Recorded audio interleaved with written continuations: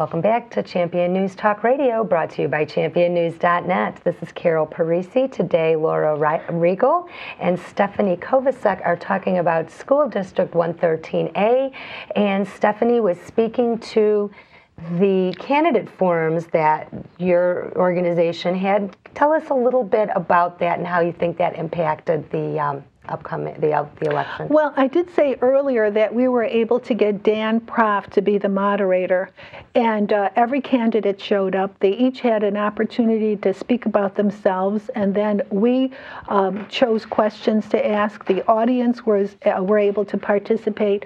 The other candidate forums that took place in our community were all one-sided. They were prepared by Citizens for School District 113, and I believe in collusion with the teachers union and some of the teachers. The forums were taking place on school property, where we wanted to be unbiased, and we wanted to ask questions about what happened in the past, what brought us to asking for a $20 million referendum. Why was the school district operating in a deficit for the last 5 years? And they were concentrating on the kids. We need smaller classrooms. It's all about the kids. And, they just came from a different perspective. And as taxpayers, whether you have children in school or you don't, whether you're retired, we needed to cover those issues that affected the whole community. And I believe we were very successful in presenting an unbiased picture, and we all had good feedback from folks that attended, because they felt like they had a word and they could participate and they heard both sides of the story. And I think that was incremental in turning the election around. And you did win the election in opposing the referendums for spending. Yes, we did. And I do want to say that... And that was your Tea Party involvement that brought along tactics that expressed the public will about spending their money. That's right. And you said it was a David and Goliath story. Yeah. I believe it was a David and Goliath story. At least I felt that way personally through the whole thing, because we had this little ragtag group of army of people, just everyday people like myself. I'm retired. A lot of people are retired. Some are not. Some are younger. And we band together with the various talents that we had, and we collaborated with one another.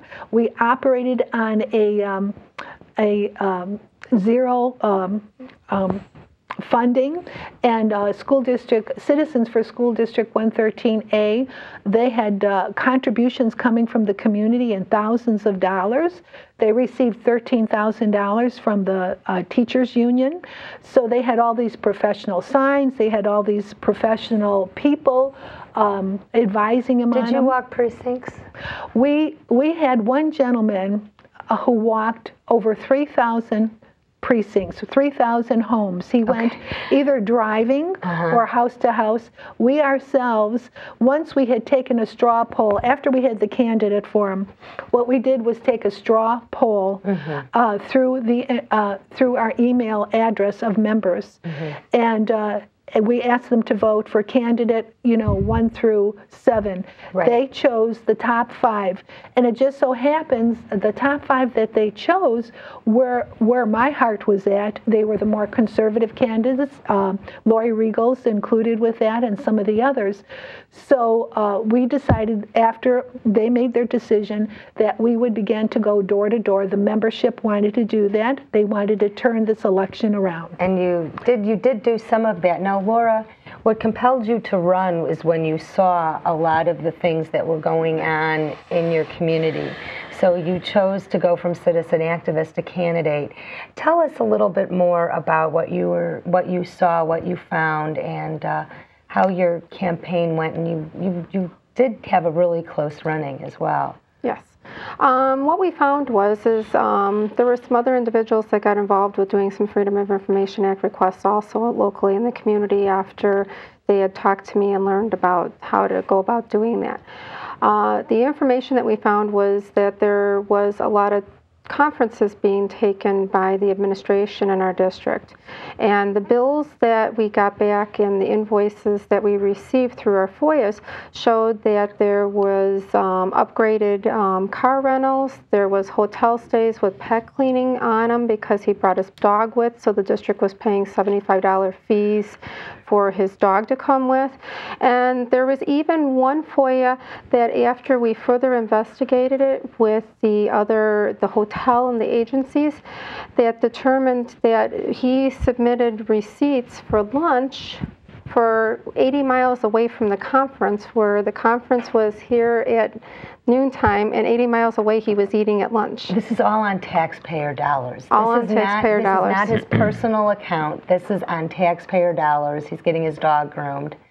Well, no, the hotel cleaning bills were being paid for on taxpayer dollars for him to bring his dog to the hotel with him for the conferences. Now, is this a superintendent? This was the superintendent. You know, on the scale of the expenditures that are in the school districts, the fact that they're spending some few $100,000 on an attorney is pretty small potatoes compared to the immense amount of money. 80% goes into salaries. But what it does show is the arrogance of these people, like as if it was their money. Well, maybe they think it's their money, but I think it's a taxpayer's money, and I'm looking forward to discussing more and more of how this district is spending taxpayers' money after the break.